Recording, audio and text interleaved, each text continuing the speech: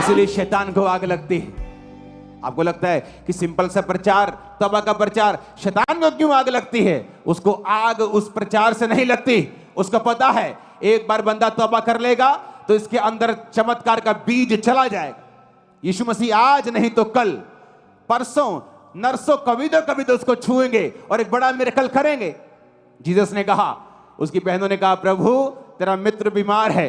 Jesus जानबूझ के लिखा और रुक गए और लाजर को मरने दिया। कई बार आप प्रभु को कहते हैं मैंने तौबा कर ली है, मुझे वीजा चाहिए। कई बार परमेश्वर सोचता है कि वीजा लेके जहां तू 2 लाख की नौकरी करने जा रहा है, मैं इसी देश में तुझे 20 लाख दूंगा। वो वीजा नहीं देता। कई बार वो अपनी मर्जी पूरी करता है। आपको बिलीव करना है, बिलीव करना है। इसलिए वो बहन आई, जब यीशु मसीह आए मरने के बाद लाजर के, बहन आगे पांव बेगर गई, यीशु को बोला काश तू यहां होता तो मेरा भाई ना मरता।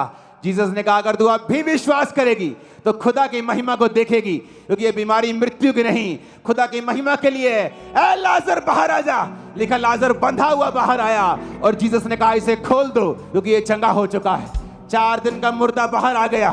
वो बातें जो असंभव हैं यीशु के नाम में आपकी लाइफ में संभव हो जाएंगी। वो बातें जो आपके परिवार के लिए इम्पॉसिबल है यीशु के नाम में पॉसिबल हो जाएंगे। यीशु मसीह के नाम में पॉसिबल होंगी वो चीजें। आमीन। मेरे को ऊंचे वाला चाहिए चर्च। Hallelujah, hallelujah. हमें लगता है क्या हो गया, ऐसा क्या हो गया कि मरियम ने,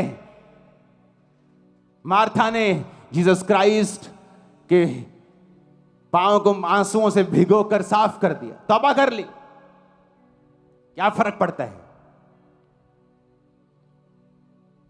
हालेलुया। मुझे आज भी याद है जब मैं अपने स्पिरिचुअल फादर, जब वो धरती पे थे, उनसे मिलता था, तो जब वो मुझे मिलते थे मैं उनके पांव पर गिर पड़ता था। तो लोग, उसकी टीम बड़ी हैरान होती कि ये कौन है।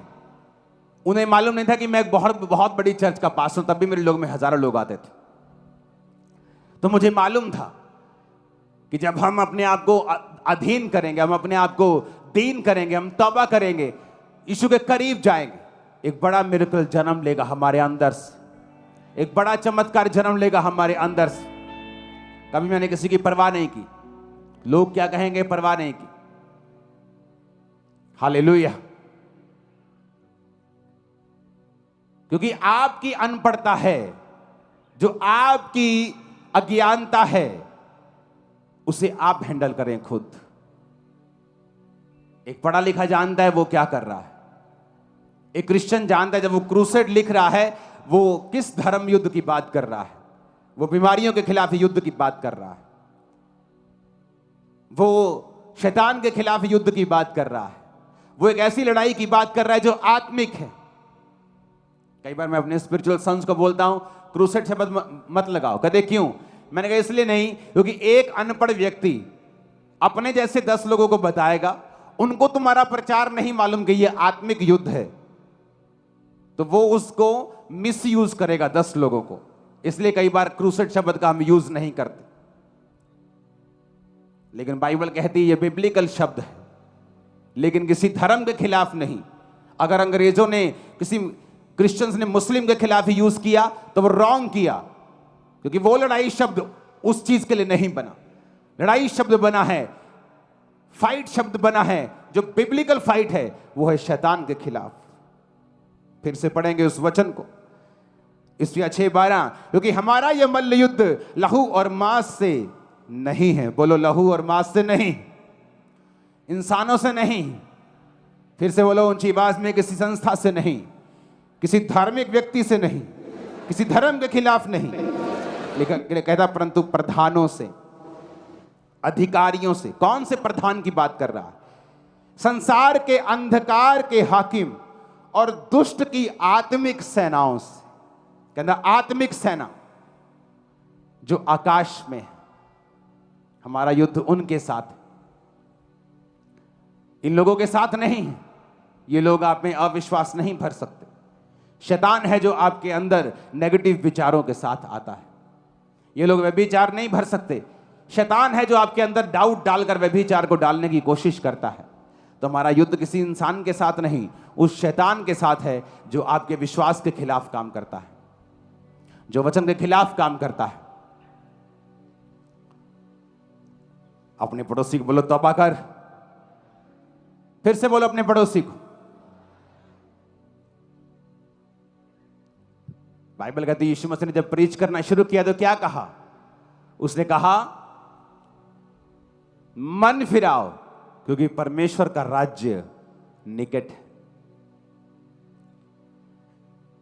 जब दुनिया राज की बात करती है, वो सोचती है हमारा एक राजा होगा या हमारा एक प्रधानमंत्री होगा, लेकिन जब जीसस राज की बात करते हैं तो यीशु ने कहा मन फिराओ क्योंकि परमेश्वर का राज्य निकट है, और जाओ लंगड़ों को चलाओ, अंधों को आंखें दो, कोढ़ियों को शुद्ध करो, मुर्दों को जिलाओ। ये यीशु का राज है। इस पृथ्वी का राज यीशु का राज बनाकर यीशु को छोटा ना करें। वो छोटा परमेश्वर नहीं, बहुत बड़ों का बड़ा खुदा है वो छोटा नहीं।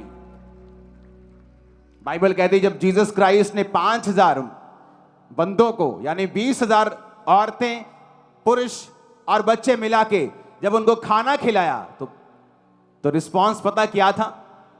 वो यीशु मसीह को राजा बनाने के लिए, पकड़ने के लिए आने लगे।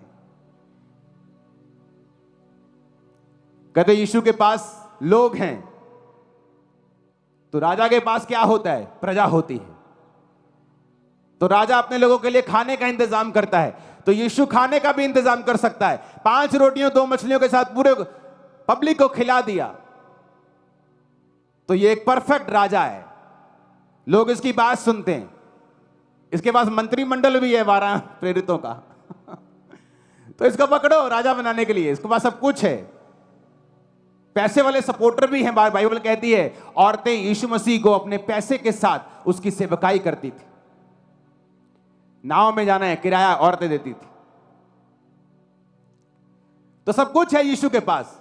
लेकिन जैसे ही बाइबल कहती है यीशु मसीह ने देखा और सुना कि वो मुझे राजा बनाने के लिए पकड़ना चाहते हैं, बाइबल कहती है वहां से निकल गए और एक जगह जाके प्रार्थना करने लगे। अगर उन्हें राजा बनना होता, राज्य लाना होता, तो वो तभी का ला चुके होते और कोई उसको रोक ना पाता। उसका राज वहां का है। ये जो मूंग के दाने जितनी उससे भी छोटी धरती है ना, उसने कहा प्रार्थना किया करो जैसा स्वर्ग में राज है वैसा नीचे आए, कि बीमारियां ना हो, दुख ना हो, तकलीफ ना हो, मौत ना हो, रोना ना हो, आंसू ना हो, जो स्वर्ग में है। बाइबल कहती जहां रोना नहीं है, तकलीफ नहीं है, आंसू नहीं है,